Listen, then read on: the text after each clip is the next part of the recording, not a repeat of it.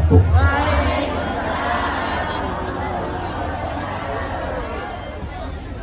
Bismillahirrahmanirrahim. Alhamdulillahi 'allamal Qur'an.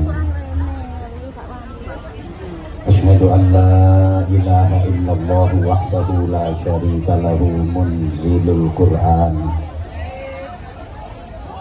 Wa asyhadu anna Muhammadan 'abduhu wa rasuluhu sahibul mu'jizati wal Qur'an.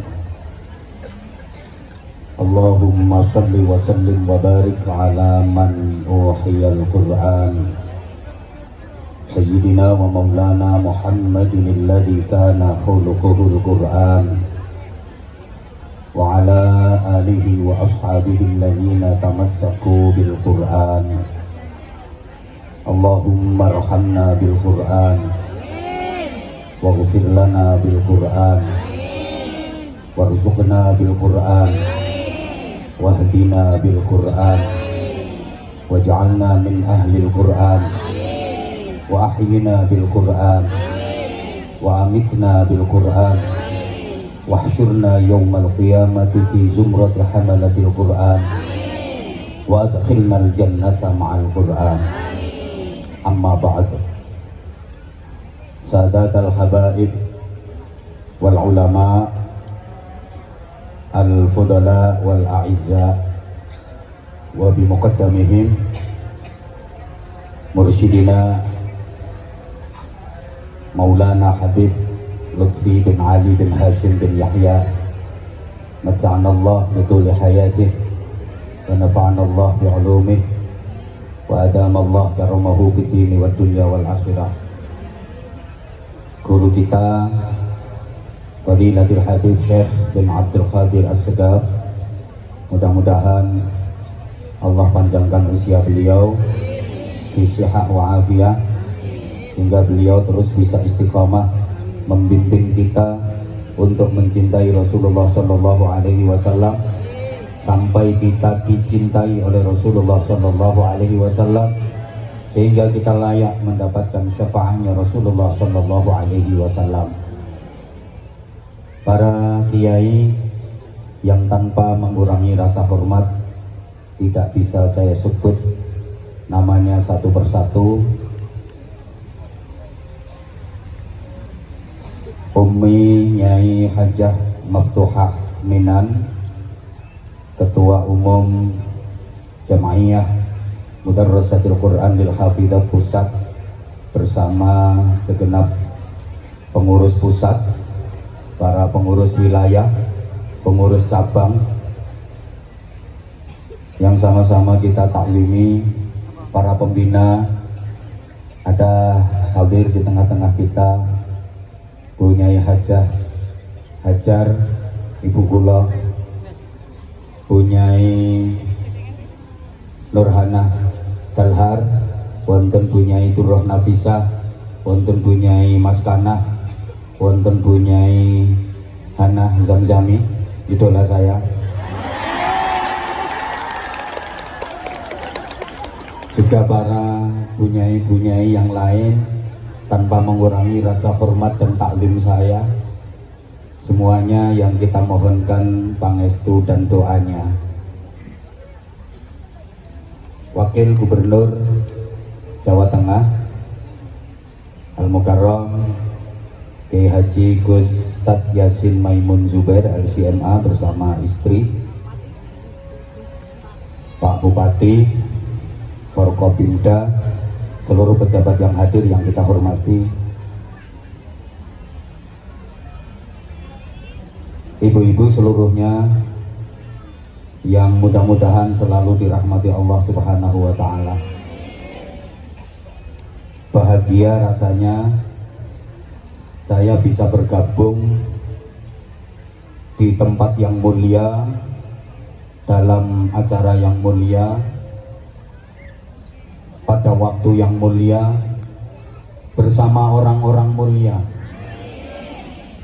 Karena semua yang berkaitan dengan Al-Quran, semua yang berhubungan dengan Al-Quran itu pasti mulia. Al-Quran diturunkan oleh Allah yang maha mulia. melalui perantara malaikat Jibril, malaikat yang paling mulia, disampaikan kepada Nabi Muhammad Shallallahu Alaihi Wasallam, Nabi, Rasul dan makhluk yang paling mulia. Diturunkannya di bulan Ramadan, sehingga Ramadan menjadi bulan yang paling mulia. Diturunkan secara mujmal utuh ke Baitul Izzah pada satu malam yang disebut Lailatul Qadar, maka Lailatul Qadar menjadi malam yang paling mulia. Sehingga apapun dan siapapun yang berhubungan dengan Al-Quran, yang berkaitan dengan Al-Quran pasti mulia. Orang yang mempelajari Al-Quran pasti menjadi orang yang mulia.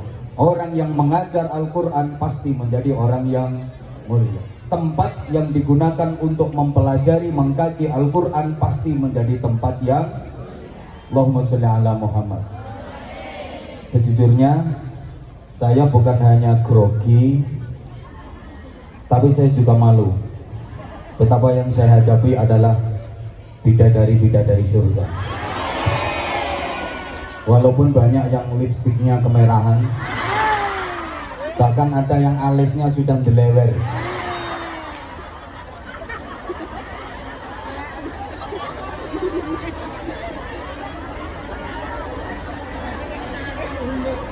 Di forum yang begitu mulia, silaturahim nasional hafizat seluruh Indonesia, yang saya hadapi adalah para penghafal Al-Quran.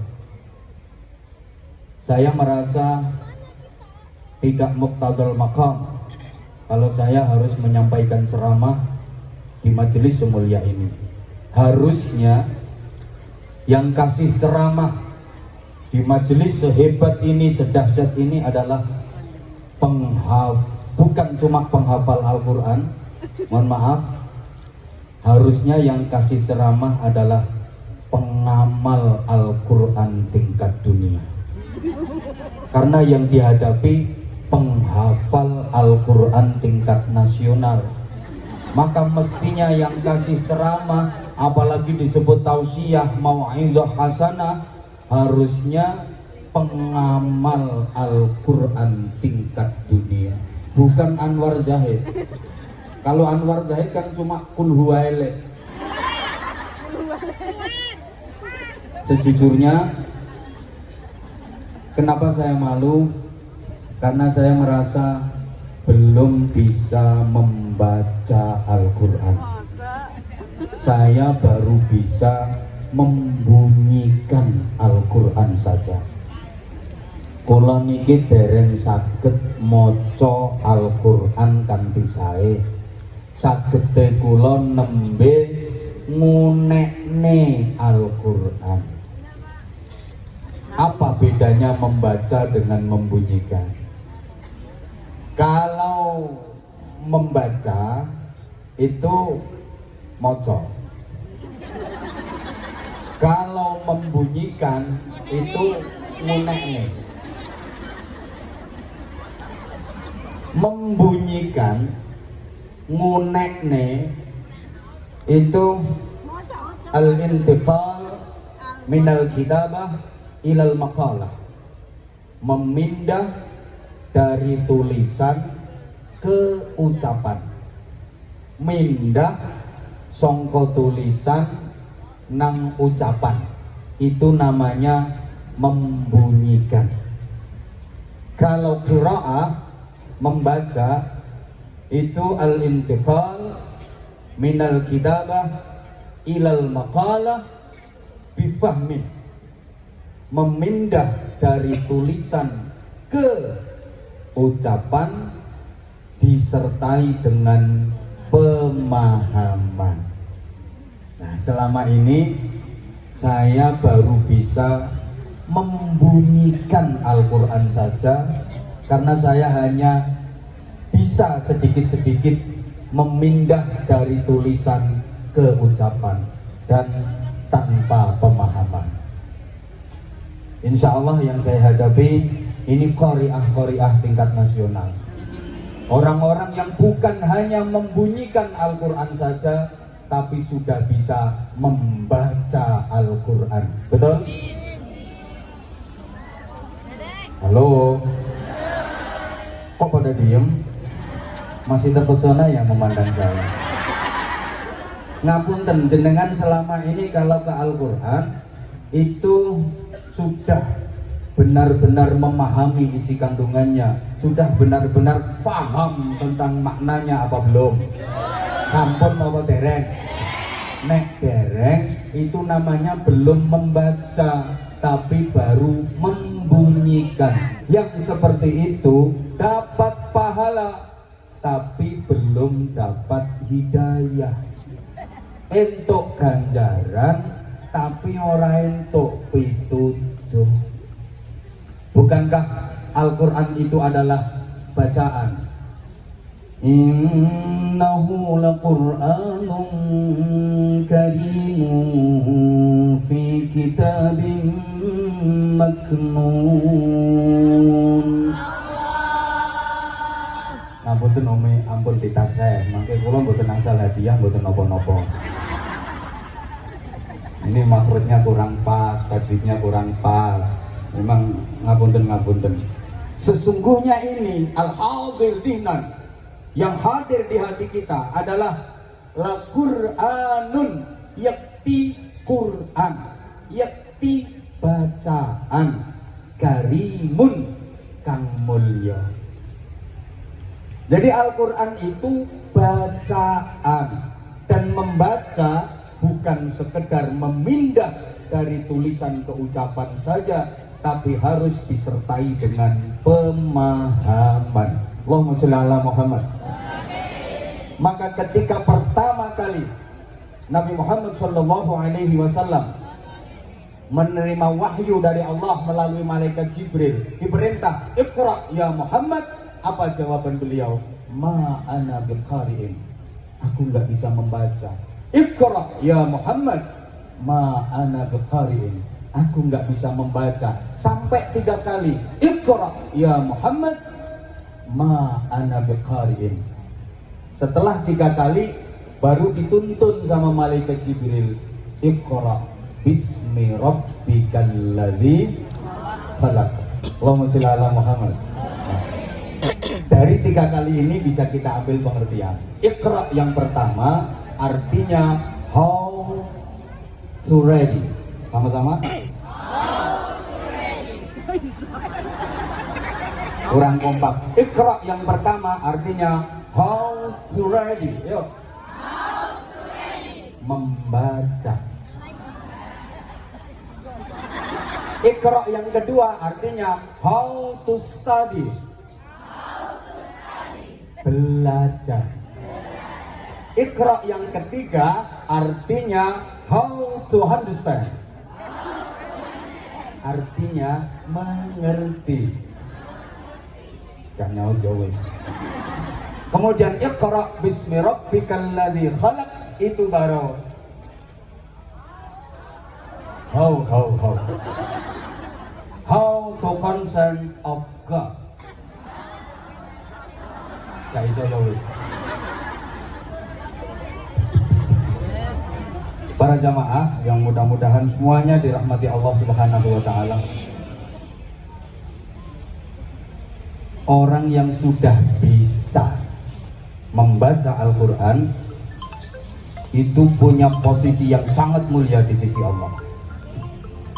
Yang sudah bisa membaca, bukan hanya sekedar membunyikan. Coba Rasulullah Shallallahu Alaihi Wasallam bersabda, Inna lillahi ta'ala ahlan fil ard, faman yarju liqa Allah falyukrim ahlahu. Sesungguhnya Allah punya keluarga di bumi. Keluarga di sini bukan dalam artian pertalian darah, bukan, tapi keluarga dalam makna majaziyah. Keluarga dalam artian diperhatikan, disayangi, dicintai, dimuliakan. Faman yarju liqa Allah falyukrim ahlahu.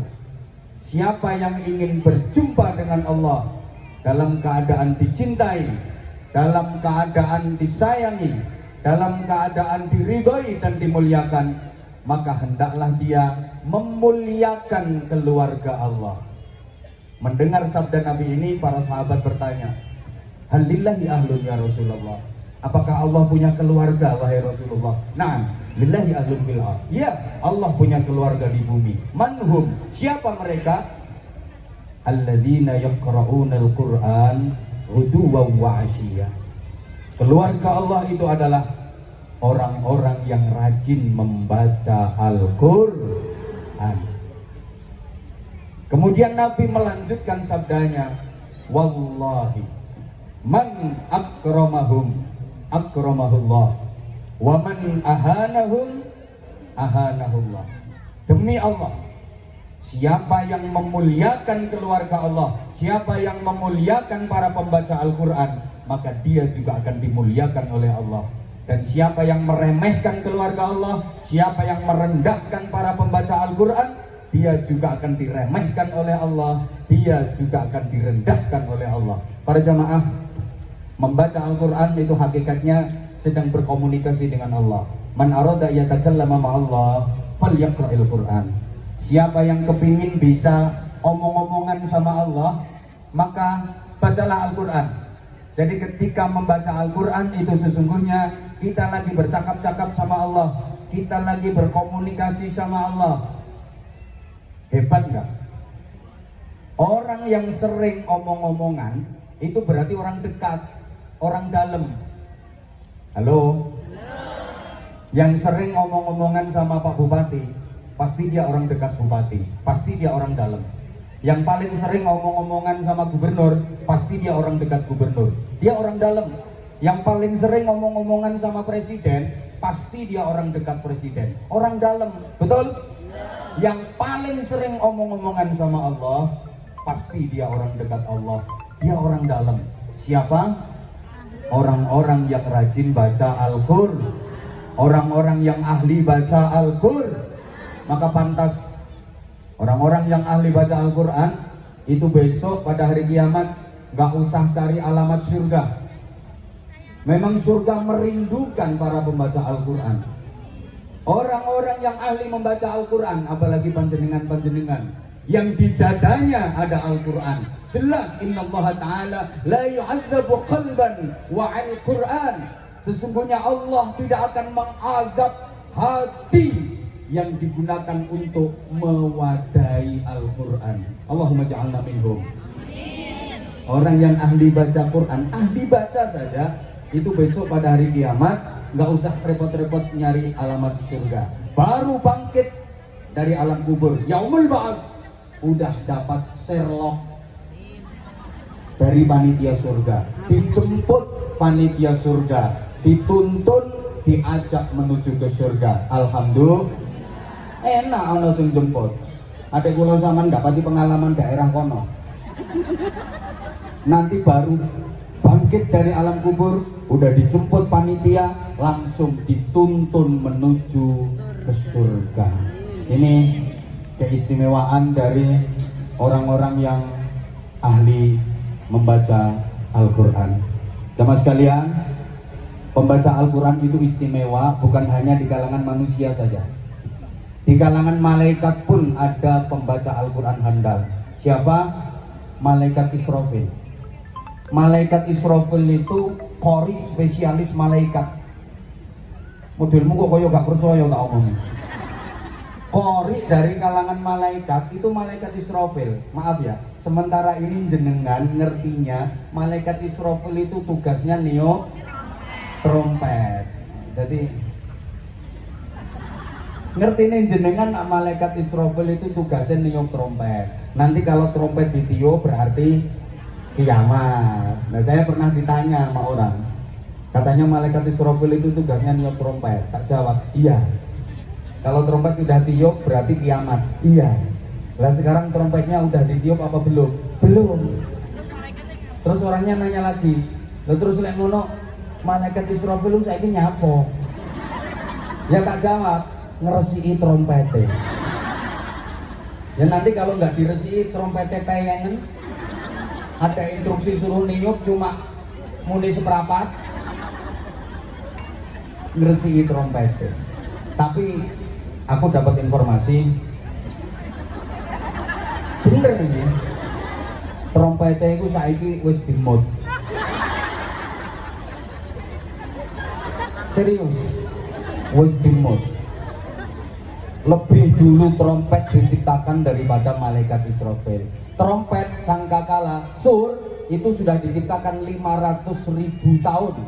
Baru Allah menciptakan petugas peniupnya malaikat Israfil. Begitu Israfil jadi, langsung diperintah sama Allah. Israfil dalem muten, hop, langsung dimut. Jenengan donga mawon, muga-muga Israfil mboten watuk. Ini kalau Israfil watuk, Jawa Tengah, Jawa Barat ludes, Jawa Timur aman.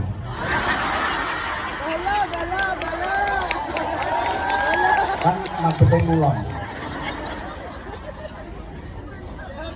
Malaikat Israfil itu suaranya kenceng, suaranya kuat, maka dijadikan petugas pembaca Al-Quran, qari Quran dari kalangan para malaikat. Nah, di surga juga ada petugas pembaca Al-Quran. Ibu-ibu, jenengan titeni, mbok menawa jenengan sok sida nang swarga.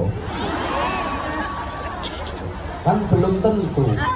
Masih hafal Quran nek penggaweane nyelatu bojo nglarak atine wong lanang.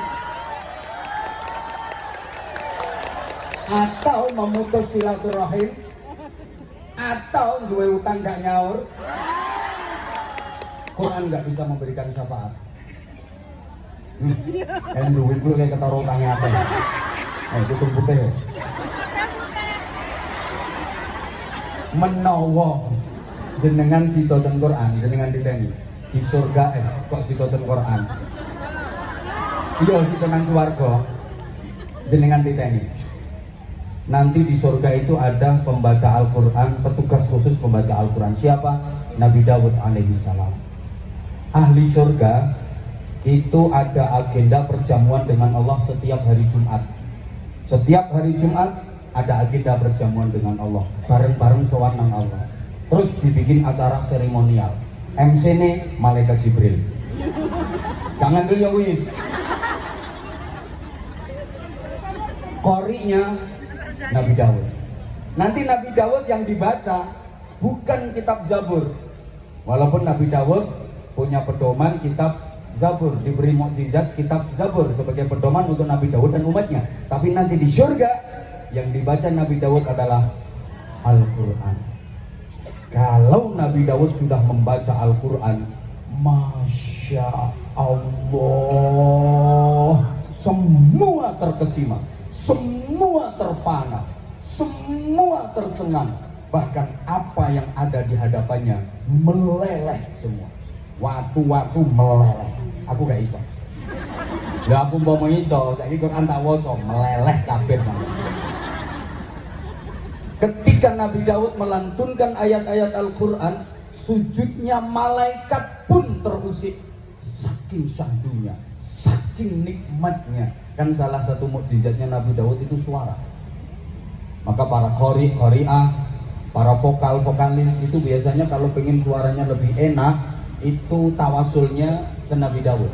Sampai ada doanya, Allahumma ahsin sauti kama ahsanta ala Nabi Daud alaihi salam. Ya Allah, baguskan, indahkan, merdukan suaraku sebagaimana Engkau mengindahkan, memerdukan suara Nabi Daud alaihi salam.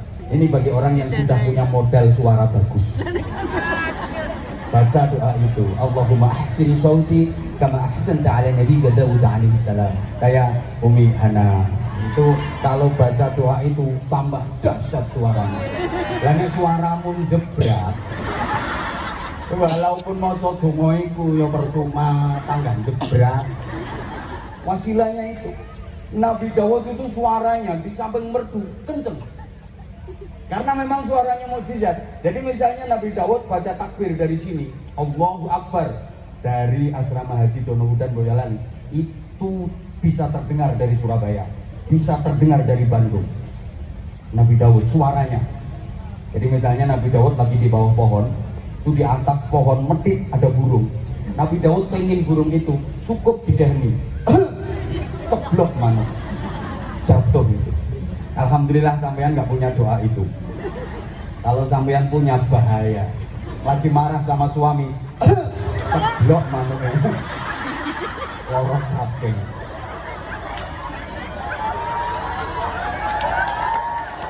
Allahumma sholli ala Muhammad. Allahumma sholli ala Muhammad.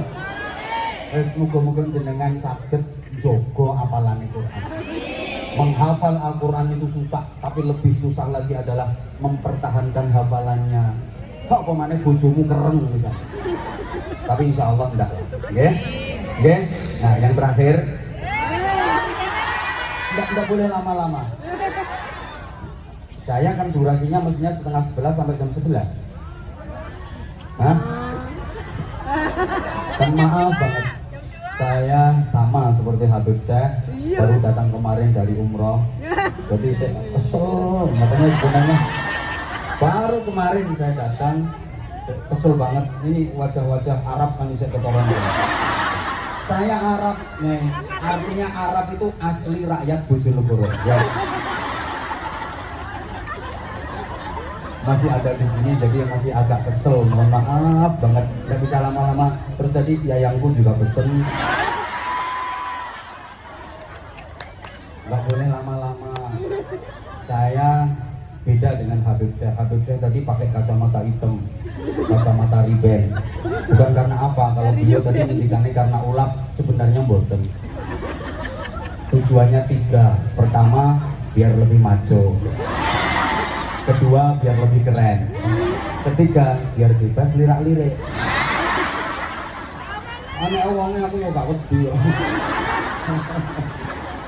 Saya sama beliau ini muridnya, jadi mulane biasa gojelokan. Coba aneh uangnya nunggu enak. Kalau saya wes biasa, wes kebal. Saya menghadapi perempuan yang cantik-cantik itu udah biasa. Apa mana ngadepi yang buruk-buruk kayak gitu, jadi biasa. Wes gak amper sama sekali amper. Jadi I love you semuanya, I love you, I love you. Aku datang di sini hanya sekedar pengen dapat barokahnya Quran, itu saja. Saya kepengen dapat barokahnya Quran. Sejujurnya saya malu harus ngomong di majelis semacam ini. Seperti yang saya sampaikan tadi, yang saya hadapi adalah penghafal Al-Quran tingkat nasional. Harusnya yang kasih mauidhah itu pengamal Al-Quran tingkat dunia. Saya baru pembunyi Al-Quran, pembaca saja saya belum. Jamaah sekalian, tugas panjenengan membumikan Al-Quran di Indonesia. Tugas panjenengan bagaimana supaya generasi-generasi Indonesia ini menjadi generasi yang Qurani. Karena manusia kalau diajak ke Quran itu ada 3 level. Panjenengan perhatikan salah satu ayat dalam surah Fatir. Tsumma awrasnal kitaba alladhina istafaina min ibadina faminhum zalimun li nafsihi wa minhum muqtasid wa minhum sabiqun bil khairati biiznillah dzalika huwal fadlul kabir. Ampun Umi kalau salah mohon dikoreksi. Siapa ngomong salah kabeh? Munggah. Aku sinau a'udzu billahi minasyaitonir rajim. Aku belajar gak karo-karoan, gak salah-salah. Ayo munggah. Ayo fase-fasean ambek aku. Anggitmu aku biar belajar.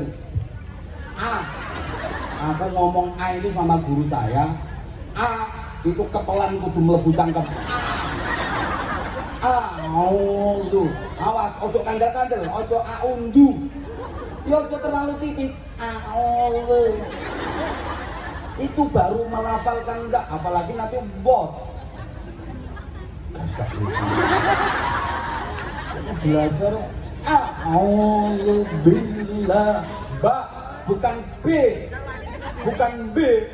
Tapi tengah-tengah antara B dan B. Bis.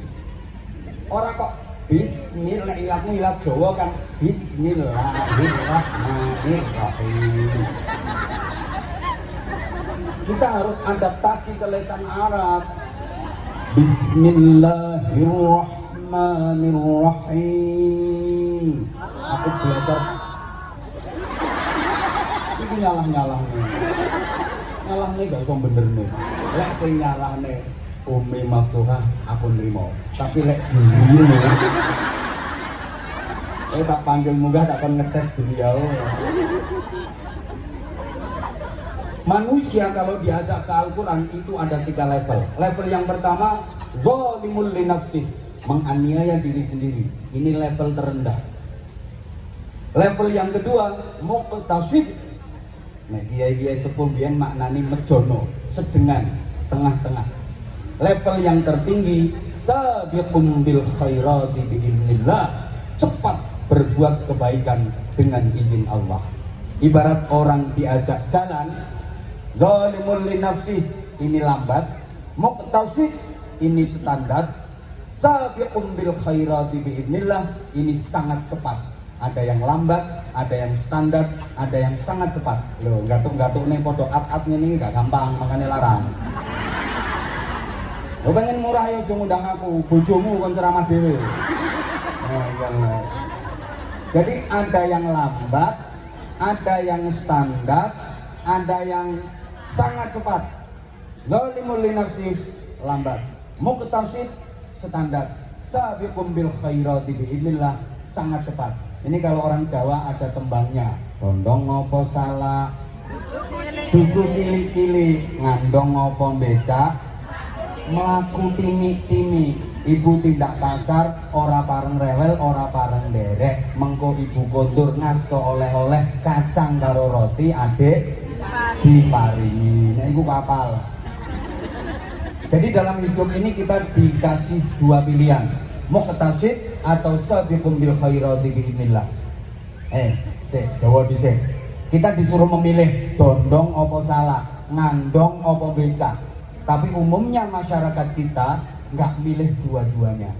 Lawang disuruh milih dondong opo salah, nggak milih dondong, nggak milih salah, yang dipilih malah duku cilik-cilik.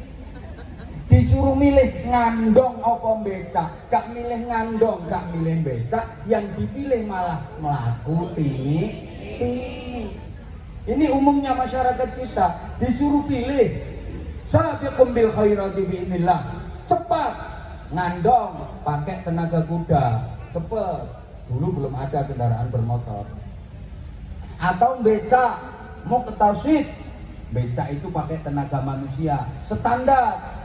Nggak milih dua-duanya, yang dipilih malah zalimul li nafsih, melaku timi.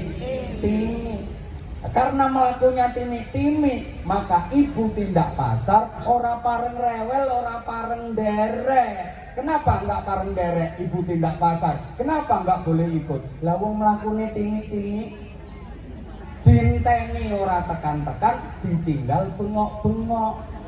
Mergo mlakune timi. Ini yang paling susah kalau ada anggota JMKH sing mlakune timi. Tapi insya Allah di bawah komando beliau ini sudah ngandong kabeh sabiqum bil khairati biidznillah. JMKH ini wat satset, nggak ada yang lemot, nggak ada yang melaku timi, minimal muqtasid. Nggih? Halo. Kenapa melakukan timi? Maaf, diajak gabung JMKH, nggak mau dia melakukan timi. Wae zalimul li nafsih. Kenapa? Karena targetnya cuma kacang karo roti. Targetnya bukan ridha Allah, targetnya bukan surga, tapi targetnya cuma urusan dunia. Ini kelemahan kita, karena Allah sendiri sudah ngenas bal tu'thirunal hayatat dunya. Rata-rata manusia lebih memprioritaskan dunia daripada akhirat, lebih memilih dunia daripada akhirat. Betul? Kalau dihadapkan pilihan dunia dan akhirat, lebih memilih, coba, dunia simbolnya bayaran, akhirat simbolnya ganjaran. Jenengan kalau disuruh milih salah satu, pilih ganjaran apa pilih bayaran? Ganjaran apa bayaran? Lebih seneng punya anak yang pinter cari ganjaran apa punya anak yang pinter cari bayaran? Misalnya jenengan punya anak perempuan cantik banget, yang jelas gak kayak ibu rontok buret. terus dilamar bocah lanang loro. Bocah podo, ganteng, bagus, gagah, gede dhuwur, sehat, atletis, kuning kulitnya sauntu-untune. Yang satu bocah pinter golek ganjaran. Alumni pondok pesantren, hafal Quran sak tafsire. Tapi gak kerja. Pinter golek gaya apa? Pinter golek ganjaran. Sijine pimpinan perusahaan BUMN. Gajinya besar, mobilnya mewah, sugih. Kira-kira sing sampean trimo dadi mantu, sing pinter golek ganjaran apa sing pinter golek bayaran? Ya. Misalnya jenengan punya toko, laris. Sing tuku sampai ngantri-ngantri. Lagi asik-asiknya melayani pembeli. Asik-asiknya bagi duit, ngelayani pembeli, ngumpul ke duit, ada azan zuhur. Allahu Akbar, Allahu Akbar. Misalnya, kira-kira jenengan pilih masjid apa pilih toko? Sholat jamaah apa dodolan? 17 derajat apa duit? Ya. Itu kita. Oke, yang paling terakhir. Senadiyah, maka minimal kita harus muktasid. Kalau bisa meningkat ke sabiqum bil khairati biiznillah. Saya kalau di orang-orang politik tak bilangin kayak gitu. Jadi kalau ke kalangan menengah ke atas, jelaskan ide, visi, misi, iya. Tapi kalau menengah ke bawah, nggak penting dijelaskan visi, misi, ide, gak cetok. Mergo targetnya cuma kacang karo roti, wes bawa sembako bagi-bagi, wes suara terbanyak kecekel tangan. Apalagi masyarakat kita ini rata-rata masyarakat yang tawaduk, tahu warna duit. Kalau ada pilihan apa-apa itu pilih yang mana mbak? Ya saya pilih yang berjuang, beras, baju dan uang. Jadi bukan figurnya siapa, partainya apa, visi misinya bagaimana, tapi NPWP, nomor piro, wani piro. Maka jangan heran kalau sekarang sholawat nariyah kalah ampuh dengan sholawat rupiah. Ada yang unik, senada dengan ayat dalam surah Fatir yang telah saya sampaikan singkat tadi. Saya tertarik dengan surah Al-Muzammil. Surah Al-Muzammil itu unik, ibu-ibu. Uniknya, coba perhatikan. Awalnya, ayatnya pendek-pendek semua. Tapi di ayat terakhir, ayat ke-20, kan surah Muzammil itu 20 ayat. Nggih. Ya Allah, itu jare apal Quran kok lho ini gitu loh. Kapan ki apal temen ora tuh sakjane. Ya iyalah. Surah Muzammil itu kan 20 ayat, betul? Wis sampean gak ngerti ya wis jawab apa betul urusannya ben cepet. Surah Muzammil itu kan 20 ayat, betul? Nah, ngono ben jelas. Maksudnya jelas goblokmu. Cepet aku. Itu ayat yang terakhir itu panjang banget. Padahal ayat awalnya itu pendek-pendek semua. Tapi di ayat yang ke-20, ayat terakhir itu panjang banget. Bahkan ayat terpanjang kedua di Al-Qur'an. Kan ayat yang paling panjang dalam Al-Quran itu kan Al-Baqarah 282, betul? Harus betul loh nek. Ya ayyuhalladzina amanu idza tabayyantum bidainin ila ajalin musamma faktubuh wal yaktub bainakum katibu bil adl al-ayah. Timbang gak apal, ayo. Ayo tak tes, enggak? Ani? Halo. Itu ayat terpanjang dalam Al-Quran. Kalau Quran Kudus yang paling enak dipakai ngapalnya itu 1 halaman penuh. Kalau ayat ke-20 surah Muzammil itu kan separuh halaman. Nggih? Ya wis menaik. Coba ini unik. Uniknya apa? Ayat awalnya itu pendek-pendek. A'udzu billahi minasyaitonir rajim. Bismillahirrahmanirrahim. Ya ayyuhal muzammil. Pendek banget sama noto. Qumil laila illa qalila. Pendek dong. نصفه أو انقص منه قليلا أو زد عليه ورتل القرآن ترتيلا إنا سنلقي عليك قولا ثقيلا إن ناشئة الليل هي أشد وطئا وأقوم قيلا إن لك في النهار سبحا طويلا واذكر اسم ربك وتبتل إليه تبتيلا. Pendek-pendek semua, tapi ayat terakhirnya yang panjang banget. Ayo siapa yang baca sini? Inna rabbaka ya'lamu annaka taqumu adna min thuluthay al-layli wa nisfahu wa thuluthahu wa ta'ifatun min alladhina ma'ah. Kuping kok. Inna rabbaka ya'lamu annaka taqumu adna min thuluthay al-layli wa nisfahu wa thuluthahu wa ta'ifatun min alladhina ma'ak. والله يقدر الليل والنهار علم أن لن تحصوه فتاب عليكم فاقرؤوا ما تيسر من القرآن علم أن سيكون منكم مرضى وآخرون يضربون في الأرض يبتغون من فضل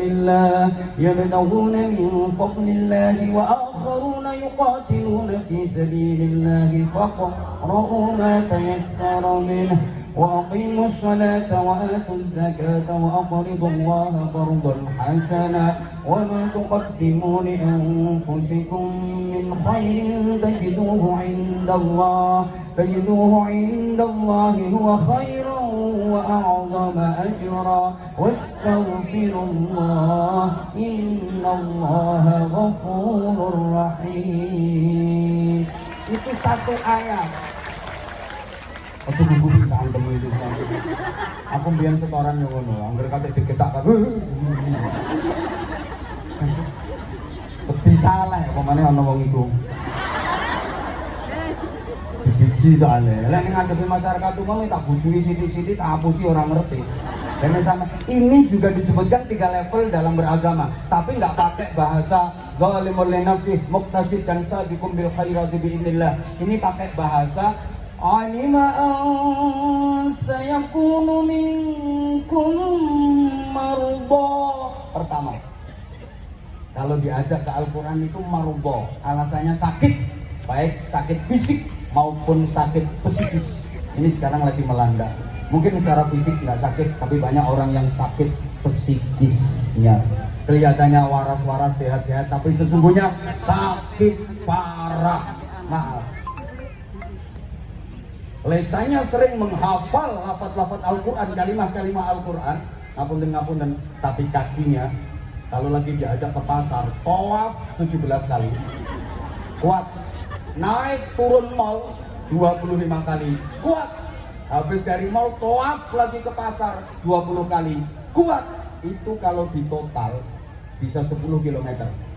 Kaki diajak jalan kuat, tapi maaf, jarak rumah dari masjid cuma 20 meter.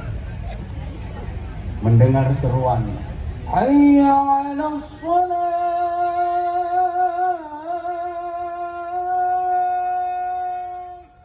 ini kaki diajak melangkah gak kuat.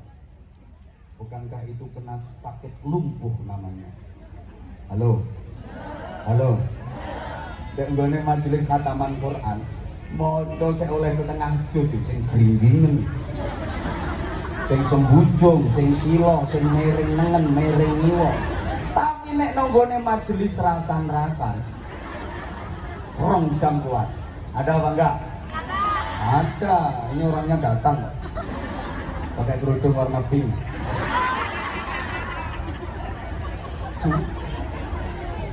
Maaf, itu kena penyakit lumpuh.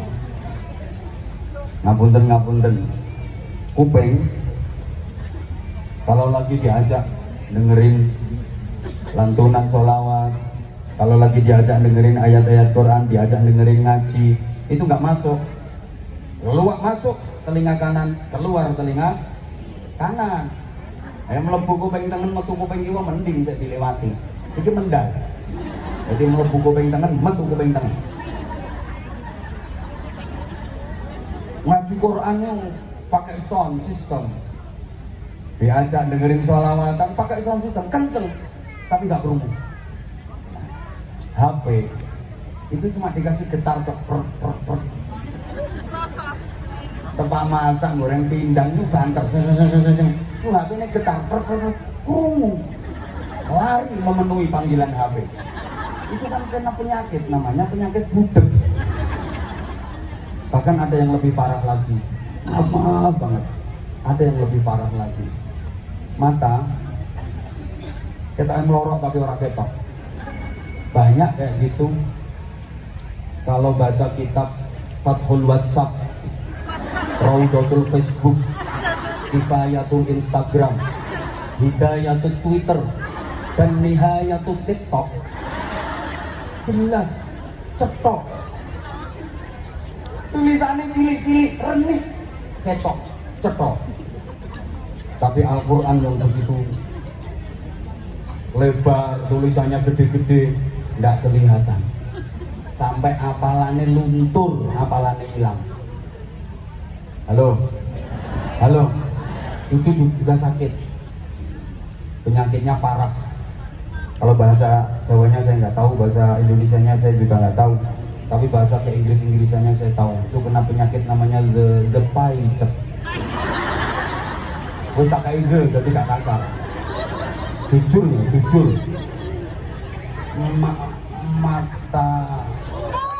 Matan jenengan, aku saja nih harus ngomong matamu kok pantas. Matan jenengan lebih sering mana untuk mentelengi tulisan Al-Quran sama mentelengi HP? Ya, so jaluk syafaate Samsung ya. Dengan kayak jaluk barokai Oppo, iPhone, karepmu. Padahal Iqra'ul Quran fa innahu ya'ti yaumal qiyamati syafi'an li ashabi. Baca dan terus baca Al-Quran, karena sesungguhnya Al-Quran kelak pada hari kiamat akan datang memberikan pembelaan kepada orang-orang yang terbiasa membacanya. Disebut terbiasa membaca itu minimal dalam sehari 200 ayat minimal, apalagi penjenengan terus api neraka nggak mungkin berani menyentuh jenengan. Tapi juga harus hati-hati ya, kudu hati-hati tenan jenengan. Iso-iso sak huruf dadi laknat sing ngono kae mestine kudu dielingne terus ya. Nggak boleh jenengan terus berbangga diri, di dadaku ada Al-Quran, di otakku ada Al-Quran, di hatiku ada Al-Quran. Neraka nggak mungkin berani menyentuh aku. Gak oleh ngono. Woi. Yang kedua, pertama mau saya kuno alimaan saya kuno minkum wa akharuna yadribuna fil ardi yabtaghuna min fadlillah. Nah, yang kedua ini hanya mondar-mandir di atas permukaan bumi mencari fadl Allah. Mengriwariwi ini kalau dalam tembang Jawanya leri-ler, cuma kayak ilir itu kipas, mondar mandir riwariwi, mobat mabit, modat masjid, mosak masik, morak marik, nikotangi, golong komeng, joger walik, alor ngidul ngetang ngulong. Pokoknya ngamalno bukan cuma P4, P47, pergi pagi pulang petang, boyang bayingan, pontang panting, pantat panas, pinggang pegal, perut perih, pala pusing, beringas bengis, belirak biri, pelorak pelorok, pelotat pelotot, pendelak pendelik, penculat menculat, peletak peletik, perang praktek, perengat perengut, pengajuran pas-pasan, pengeluaran pol-polan, potongan pirang-pirang, pajak, pungutan, premi, paketan, pulsa. Yo saya lingku menang. Ndak karuan polai itu ternyata yang dicari apa? Yang dicari cuma dua, ler-ler, polai koyo ilir. Itu yabtaguna min fadlillah. Yang dicari cuma dua. Tandure wis sumilir tak ijo royo-royo. Ini urusan kemapanan ekonomi. Tandur wis sumilir tak ijo royo-royo. Tanaman yang kuat hijau melambai-lambai siap panen. Ini urusan ekonomi, berarti urusan perut. Yang kedua, tak sengguh penganten anyar, semangat penganten baru, berarti urusan di bawah perut. Simbol dari dunia kan perut dan sedikit di bawah perut. Jadi polahe koyo ilir itu ternyata yang dicari cuma dua. Tandure wis sumilir tak ijo royo-royo, itu urusan kemapanan ekonomi, urusane weteng. Dan tak sengguh penganten anyar, semangat penganten baru, itu berarti kelancaran reproduksi, urusan ngisore weteng. Targetnya cuma itu, yang penting perut kenyang, bawah perut tegang. Naudzubillah. Maka kita harus meningkat jadi saya kunu minkum marudha wa akharuna yadribuna fil ardi yabtaguna min fadlillah wa akharuna yuqatiluna fi sabilillah. Kalau dalam surat Fatir tadi kan sabiqum bil khairati biidznillah. Allahumma shalli ala Muhammad. Ini sudah naik jadi cah angon. Apalagi penjenengan punya tugas angon Al-Qur'an. Mulai ujung rambut sampai ujung kaki, zahiran wa batinan, harus Qur'ani, harus mencerminkan jiwa dan karakter Al-Qur'an.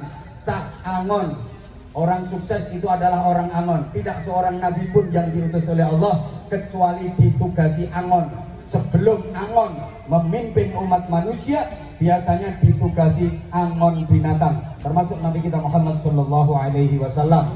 Sebelum angon mimpin umat manusia, ngemong umat manusia, dilatih angon kambing.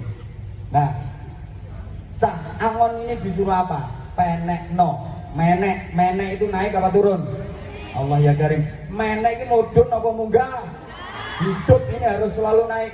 Hari ini harus lebih baik daripada kemarin, dan hari esok harus lebih baik daripada hari ini. Hidup itu makin hari harus makin berarti, makin lama harus makin bermakna, makin tua harus makin mulia. Naik terus, to be excellent. Ada dinamika ke arah hidup yang lebih baik. Apa yang disuruh menaiki? Dikongkon nenek apa? Penek no blimbing. Lho ngono to lagune lak ngono to.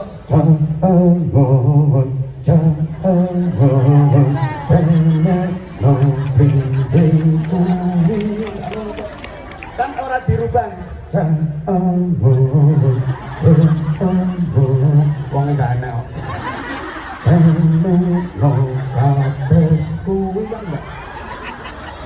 Apa yang disuruh menek? Blimbing. Blimbing ini simbol buah yang liringane 5. Rata-rata blimbing itu liringane 5. Ya ono sing liringane 3, soalnya sing loro dikrikiti ponakanmu. Apa 5 itu? Terserah sampean kalau menafsiri.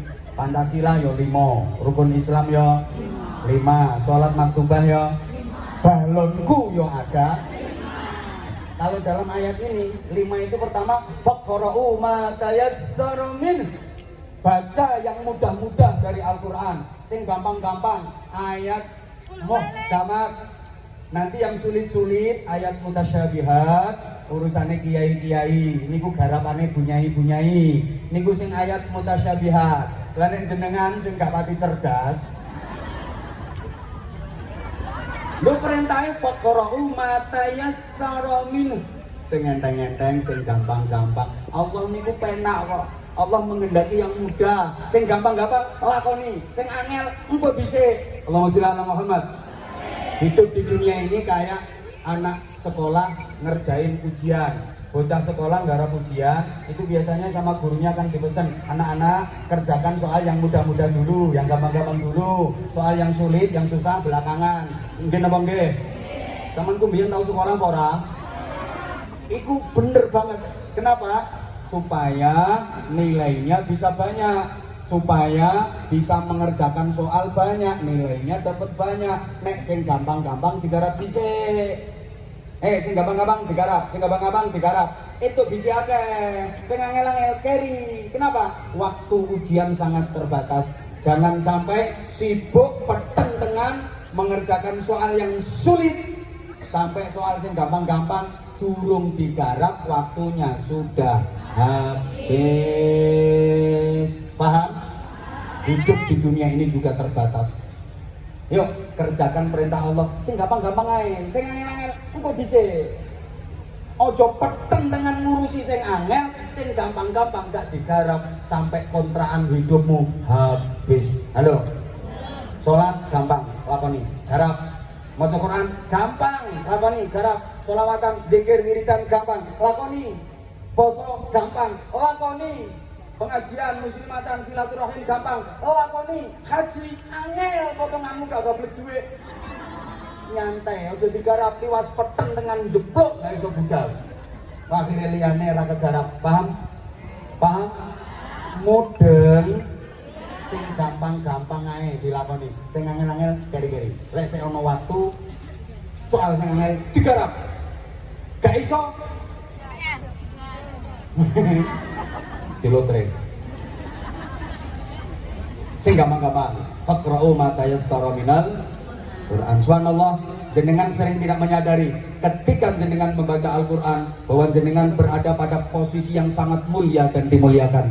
Karena sesungguhnya ibu-ibu, Al-Quran itu adalah nafasnya Rasulullah. Al-Quran itu adalah suaranya Rasulullah. Yang menyuarakan Quran pertama kali adalah Rasulullah. Yang membunyikan Al-Quran pertama kali adalah lisan Rasulullah. Yang mengucapkan, melafadzkan, membacakan Al-Quran pertama kali di dunia ini adalah Rasulullah Muhammad Sallallahu Alaihi Wasallam. Maka sesungguhnya ketika penjenengan membaca Al-Quran, maka nafas penjenengan bersentuhan dengan nafasnya Rasulullah. Ketika penjenengan membaca Al-Quran, maka suara penjenengan berpadu dengan suaranya Rasulullah. Karena setiap huruf Al-Quran adalah nafas Rasulullah. Setiap huruf Al-Quran adalah suara Rasulullah. Maka jangan sampai ada hari tanpa kita membaca Al-Quran di dalamnya. Allahumma sholli ala Muhammad.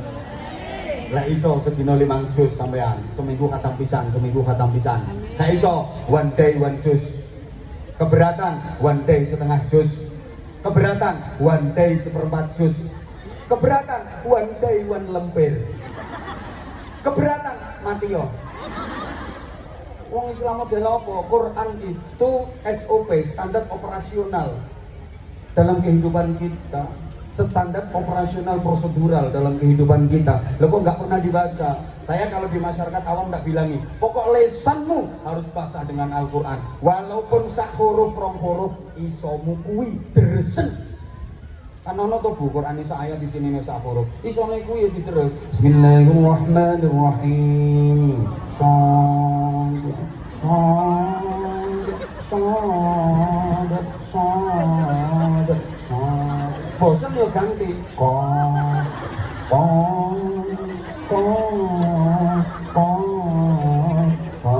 bosan ganti mana?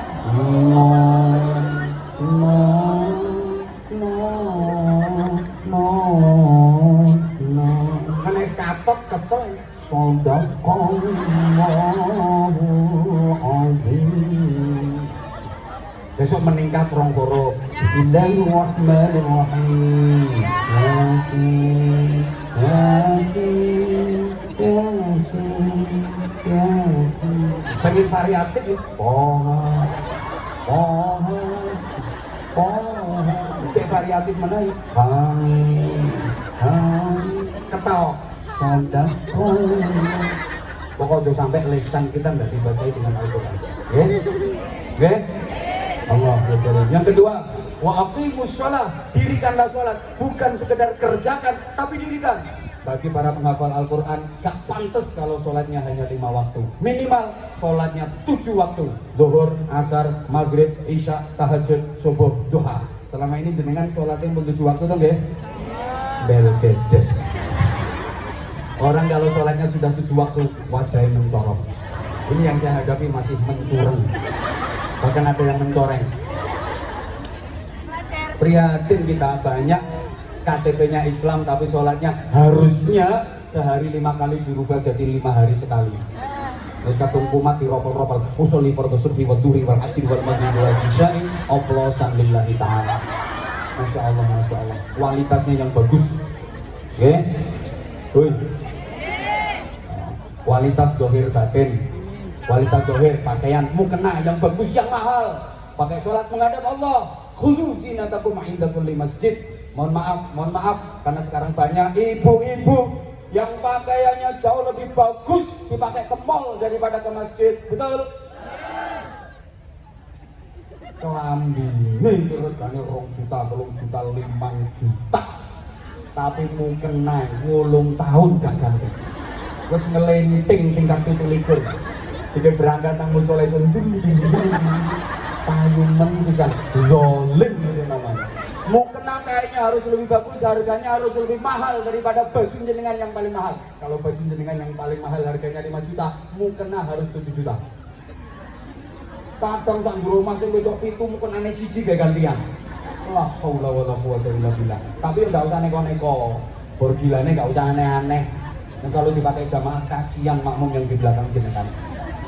Iya kenapa tuh iya tapi bordil ya itu mesti online Allah dengan Hanifah idenya apa ya tak boleh ini mesti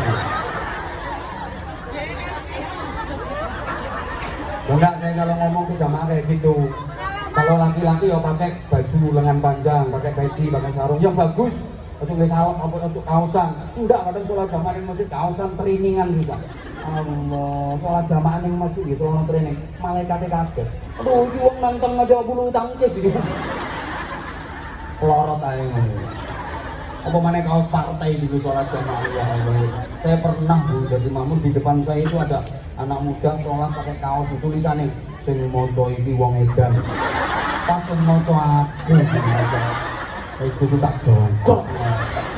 Itu baru kualitas zahir, belum kualitas batin. Maaf, banyak orang yang zahirnya sholat tapi batinnya nggak sholat. Sikapnya sikap sholat, yang dilakukan gerakan-gerakan sholat, yang dibaca adalah bacaan-bacaan sholat, tapi pikiran, hati dan jiwanya nggak sholat. Maka wa aqimus shalah.